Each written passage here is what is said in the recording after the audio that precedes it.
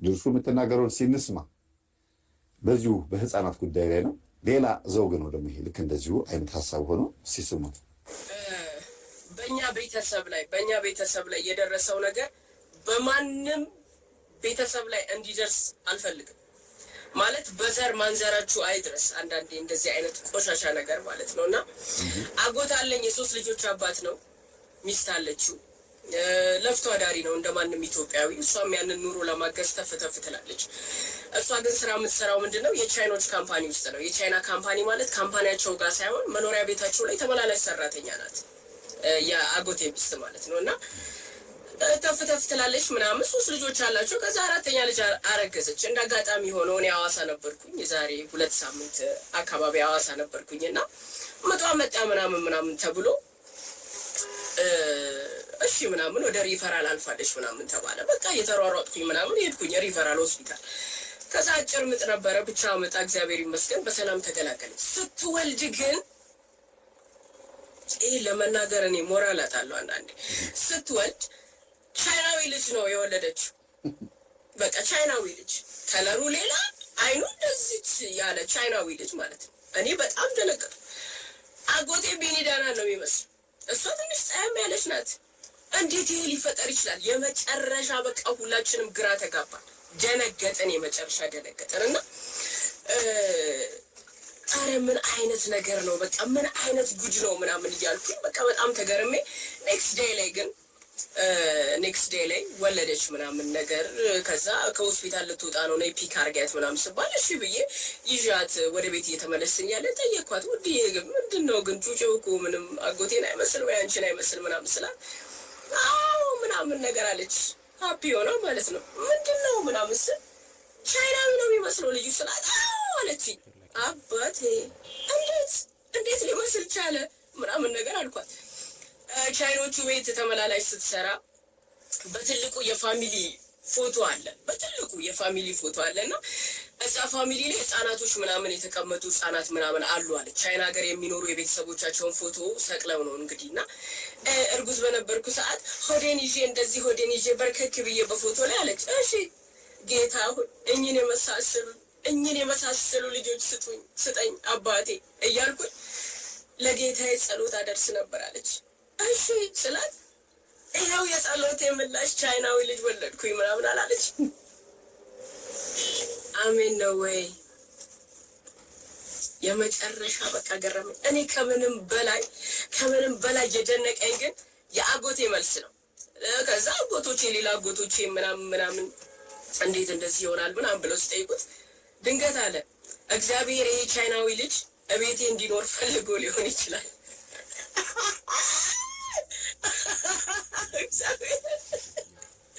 የኔ ውዳጎት ቻይናዊው ልጅ ቤቴ ድንገት እንዲኖር አስቦ ፈልጎ ሊሆን ይችላል እና ምንም ማድረግ አልችልም፣ ልጁን አሳድጋለሁ ብሏል።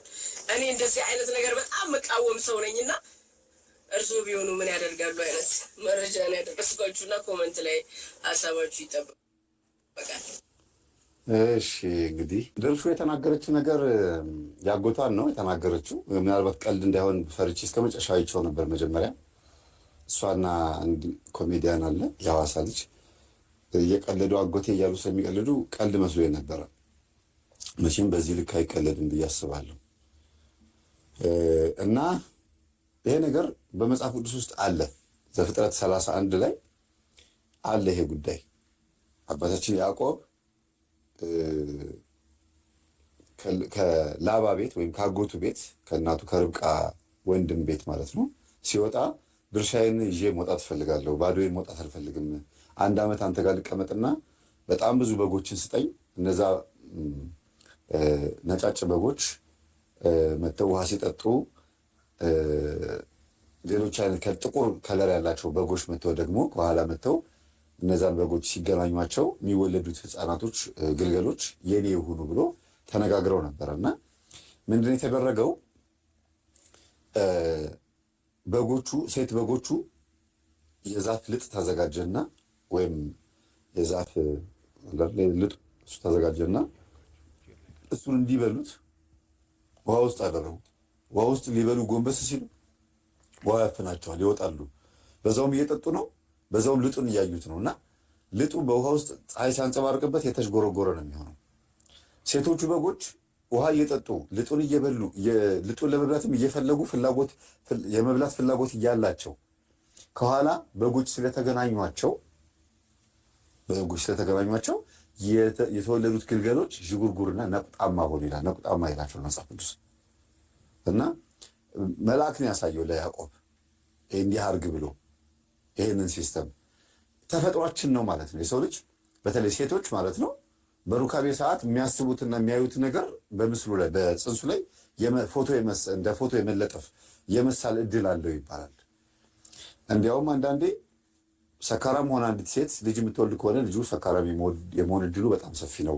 በጣም መንፈሳዊ ስትሆን በገና የምትደረድር ደስ የሚል ህይወት ውስጥ የሆነች ሴት ልጅ ስትጸንስና ስትወልድ በተለይ ስትጸንስ እርግዝና 9 ወሩ ላይ እንዳለ ሆኖ ግን ጽንሱ ላይ ትልቁ ነገር እሱ ነውና ለዚህ ነው ሱባኤ ግቡ፣ ጸልዩ፣ ጸሎት ካረጋችሁ በኋላ ሩካቤ ፈጽሙ የሚባለው የጸሎት ልጅ ምን አይነት እንደሆነ ስለሚታወቅ ነው። እና ሰንበት ተሽሮ ሰዓሊተ ሰንበት መጥቆራን እንደወለደችው አይነት ነገር ማለት ነው። የአባታችን የአቡነ ተክለ ሃይማኖት ታሪክ ላይ መጥቆራ ወይም ፄዋለ ጽድቅ ተብሎ ስም የወጣለት ጻድቅ ሰው ማለት ነው። መጥቆራ እናቱ ሰዓሊተ ሰንበት ወይም ሰንበትን የምትሽር ትባላለች። ያ ማለት ቅዳሜና እሑድ ሩካቤ ፈጽመው እንደፈለጉ ሆነው ልጅ ይወልዱና እነዚያ ልጆች ደግሞ ሕግ የተጣሰባቸው ቀናት ላይ ስለሆነ የተወለዱት አይ ሰንበት ነው ዛሬ ጾም ነው ምንም ማድረግ አንችልም እያሉ የኃጢአተኝነት ስሜት እየተሰማቸው ስለሆነ ሩካቤ የሚፈጽሙት ጤነኛ ልጅ አይወልድም። ንስሐ ገብተው ሱባኤ ገብተው እግዚአብሔር ሆይ ጥሩ ልጅ ስጠን ብለው ደስ ብሏቸው ከሚስታቸው ጋር በጥሩ ሁኔታ ውስጥ ደግሞ የሚያደርጉ ሕጉን ጠብቀው የሚያደርጉ ሰዎች ደግሞ ምንም የኃጢአተኝነት ስሜት ስለማይሰማቸውና እግዚአብሔር ጥሩ ልጅ ይሰጠኛል ብሎ ተስፋ ስለሚያደርጉ ልጅ ያገኛሉ። ይሄ የተፈጥሯችን ጉዳይ ነው። ታውቃላችሁ ይሄን ነገር። እዚህ ጋር ድርሹን ልጋራት የምችለው አንዱ ሀሳብ ምንድን ነው? ጥያቄዋ ምንድን ነው? አለ ወይ እንደዚያ ነገር ትክክል ነው ያለች አለ። ስንት ፐርሰንት እንስጠው? 60%። እንዲያውም ገጠመኝ ሁሉ አቅርቤያለሁ። የዛሬ 7 ዓመት ያቀረብኩትን ገጠመኝ ታስታውሳላችሁ። ኮተቤ አካባቢ አይደለ? ኮተቤ አካባቢ አንድ መልከ መልካም የሆነ ቆንጆ ልጅ እዛ ሰፈር ውስጥ በጣም ቆንጆ የሆነ ሰውዬ ግን የሰው ባል ነው፣ የሆነች ሴት ባል ነው። ከእሱ ጋር መተኛት ስለማይችሉ የአንዲት ሴት ባል ስለሆነ የእሱን ፎቶ ይዘው ከባላቸው ጋር ሩካቤ የሚያደርጉ ሴቶች ሁሉ ነበሩ ብዬ ገጠመኝ ላይ አቅርቤያለሁ። ታስታውሳላችሁ?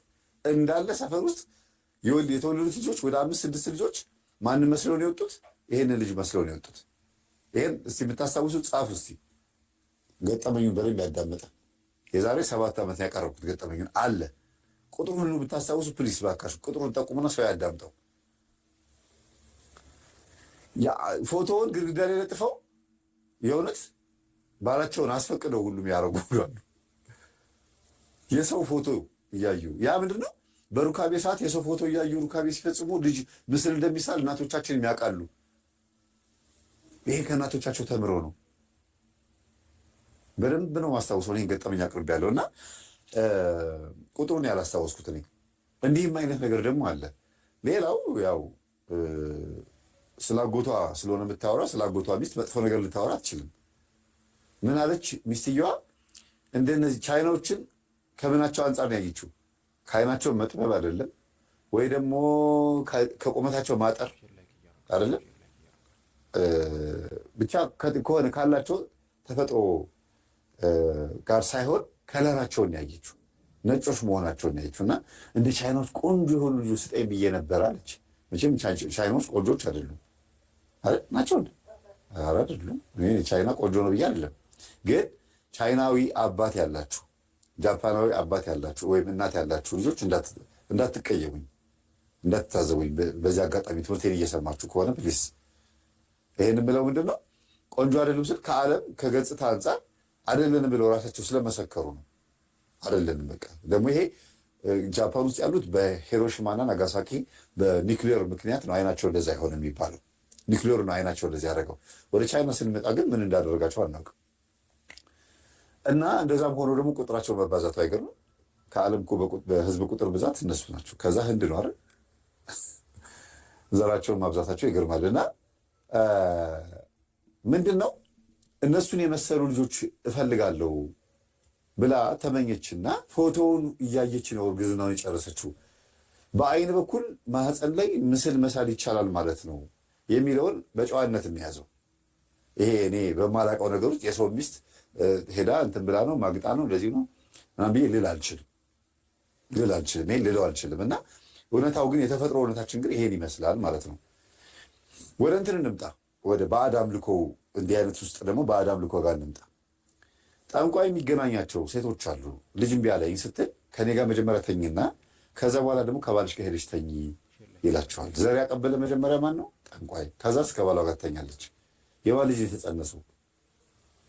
ይህንን በዚህ ልታስሩልኝ ይፈልጋለሁ። ቀጥሎ ደግሞ ጠንቋይ ቤት አካባቢ ባዕድ አምልኮ የሚመለክበት ወይም ስር ማስቀጠል በጣሽ ይሄ ድግምት የሚደግሙ ሰዎች ከመናፍስት ጋር መናፍስትን የሚጎትቱ ሰዎች ያሉበት አካባቢ ላይ ሄዳ የመጣች አንዲት ሴት ምን ተሸክማ እንደምትመጣ ይታወቃል አይደል? መንፈሱ እና የሚፈልገውን ምስል ይከስታል። መንፈስ ራሱ ልክ በተፈጥሯችን ውስጥ ገብቶ ደግሞ እሱ እንደሚፈልገው ያደርጋል። ለምሳሌ ቅርጽ ዲፎርም ማድረግ፣ አንድ ሼፕድ የሆነ ቅርጽ አልባ የሆነ ልጅ እንዲወለድ የማድረግ ባህሪ አለው መንፈስ። መልክንም እንዲያውም ምን ይባላል የተሰረቀ ዝሙት፣ አንዲት ሴት ከጎረቤት ምናምን ዝሙት የለመደች ከሆነች ድንገት ጽንስ ከተፈጠረ ማንን መስሎ ይወጣል? ሌባውን ዝሙት የፈጸመውን ሰው መስሎ ይወጣል ይባላል። እና እንደዚህ የስርቆሽ ዝሙት ስርቆሹን የሚያጋልጥ ልጅ እንዲወለድ ምክንያት ይሆናል። እና ከዛ አንጻር ማህፀን ዘርን ይዞ ይቆያል። አዎ ዘርን ይዞ ይቆያል፣ ብዙ ጊዜ ይቆያል። እና የሆነ ቦታ ላይ እንደፈለገ ሄዶ የመጣ ወንድ ወይም የሆነ ቦታ ላይ ሴት ሄዳ እንደፈለገች ሆና ስትመጣ ከዛ በትዳር ላይ ሲሆኑ ዘር የመቀላቀልና የመዳቀል ነገር አለ። መልክ ቁርጥ በቃ መልክ ቁርጥ ማንን ይመስላል? የሆነን ሰውዬ ይመስላል፣ ወይም የሆነች ሴትዮ ይመስላል ያ የተወለደው ልጅ። ባህሪን ደግሞ ማን ይመስላል? ቤት ውስጥ ወይ ደግሞ ባህሪ የሆነን ሰውዬ ይመስላል። አድጎ ነው ሪዛልቱን የምታዩት። እና ጽንስ እንደ ፎቶግራፍ ማሽን ማህተም ይይዛል። መናፍስትንም ለዚህ ነው ከዘር ጀምሮ ከማህፀን ጀምሮ መያዝ የሚፈልጉት። ለዚህ ነው መያዝ ስለሚችል ነው፣ መቅረጽ ስለሚችል ነው። በራሱ መልክ በራሱ ማንነት አድርጎ ያሳድጋቸው። መልክሳቸው ይሄ ገጽታ መልክ ሳይሆን በራሱ ፍላጎት ማለት ነው። ዞዲያክ ወይም የከዋክብት ጥናት የተጀመረው ከዛ ነው። ሰዎች እድላቸው ተጽፏል ይባላል።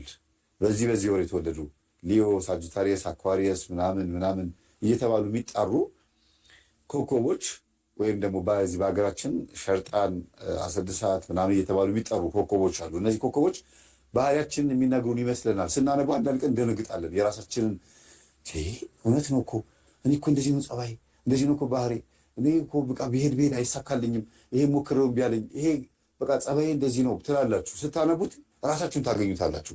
ግን እንደዛ እንድትኖሩ እግዚአብሔር ወስኖ ነው ወይ? አይደለም። ይሄ ከማህፀን ጀምሮ አብሮ የተወለደው መንፈስ በዛ አይነት ማንነት ውስጥ ባህሪያችሁን ስለቀረጸው ነው እንደዛ እንድትሆኑ። የተጻፈውን ያነባላ። በተወለደ በስምንተኛ ዓመቱ በ12ኛ ዓመቱ ይሄ ይገጥመዋል፣ እንደዚህ አይነት በሽታ አለችበት፣ ይሄ እንደዚህ አይነት ነገር ያስደነግጠዋል፣ ይሄ ነገር ይቀነዋል ሚል ከሆነ መንፈሱ ያችን ቀን ያን ወር ጠብቆ ያን ነገር ያደርጋል። ለምን? ግብሩን ፈልጎ የተባለውን ነው የሚያስፈጽመው። ያነባላ ቀድሞ። ሰይጣን እኮ ያነባል፣ እንደኛ አይደለም እንጂ የሚያነባ ያነባል፣ ያውቃል እኮ። ዞዲያኩን ያውቀዋል። ከኛ በፊት 8000 ዓመት ልምድ ያለው መንፈስ ነው ብለዋል አባቶቻችን። 8000 ዓመት ልምድ ያለው መንፈስ ነው እና ያውቃል እንዴት እንደና ያንን ዞዲያክ ነው ብዙ ሰዎች ሳያውቁት ይሄ እድሌ ነው ይሄ የኔ ማንነት ነው ብሎ የሚወስዱትና ይሄ ዛር መንፈስ በዚህ ከዋክብት ምክንያት ምን ያደርጋል? ስንወለድ ያንን መስል እንድንኖር ያደርጋል። ጸባይም ጭምር አይደለም፣ መልክ ቀርቶ ጸባይም ጭምር እና አንዳንድ ልጆች አላችሁ ሊፕስቲክ አንስተው እና ስትኳኳል አይተው ይቀባሉ። ምንድነው ሲባል አይኔ ስቀባ አይታ ነው ይላሉ። ታኮ ጫማውን ያደርጋሉ፣ ቦርሳ ይዛሉ፣ ለመዘነጥ ለመጫወት ይሞክራሉ። አይደል? አይተው ነው አይደል የምትሉት እናንተ? እስቲ ጻፉ። ምን ማለት ነው ይሄ? አይተው ነው? እውነት አይተው ብቻ ነው? እና ስትለብስ አይተው ብቻ ነው? ታዲያ ተው ሲባሉ ለምን አይተውም? ካደጉ በኋላ ያን ነገር ለምን ቀጠሉት? መጥፎ እንደሆነ ካወቁ ለምን አይተውትም? አያችሁ፣ አብሮ የሚያድግ ነገር አለ። እናትም ታያትልም። እንዲያውም ህፃናት ሆነው እኔ በጣም ማዝ ነው ከጉልበታቸው በላይ የሆነ ቀሚስ ቬሎ፣ የሙሽራ ልብስ የልደት ጊዜ የሚለበስ እንደገና ደግሞ በጣም ራቁት የሆነ የህፃናት እኮ ነው ራቁት የሆነ ልብስ እጅጌ እንኳን የሌለው የሚያምር ግን እነሱ የሚያምር የሚሉት የተገላለጠ ቬሎ ከጉልበት በላይ እኮ ነው የሚላል። መገርማችሁ እድሜያቸው የ8 ዓመት የ7 ዓመት የ6 ዓመት ህፃናት የ4 ዓመት ሊሆኑ ይችላሉ። ግልጥ ያለ በቃ ከልጅነት ጀምሮ አጫጭር ነገር እያለበሱ ያሳድጓቸውና ከዛ በኋላ ብልሽሽት ይላል። እንዴት አድርገው ቀሚስ ይልበሱ ያ ነገር አሳልፎ ይሰጣቸዋል ማለት ነው ለዛ ነገርና ልጆቻችሁን ምን እንደምታለብሱ ምን እንደምታበሉ ምን እንደምታጠጡ በዚህ አጋጣሚ አጥኑ። ለምን ያ ነገር አብሯችሁ ያድጋል። አብሯችሁ አድጎ ያው የማን ልጆች እንደሆኑ ይመሰክራሉ። የእናንተ ልጆች ሳይሆኑ እናንተ ውስጥ ያለው መንፈስ እንዲቀረጹ የሚፈልገው አይነት አካሄድ ሆኖ ነው ያሉት። ይሄን ነው። ስለዚህ ድርሹ የተናገረችው ነገር በተወሰነ መልኩ ያስኬዳል። ምንድን ነው የሚያስኬደው? እውነት የቻይና ልጅ በጣም መልካም የሆነ ቀይ ልጅ እንዲወለድ እፈልጋለሁ ብላ ስላለች ልጁ ቻይናዊ መስሎ የተወለደው በዛ ነው ወይ? እናንተም ጻፉ።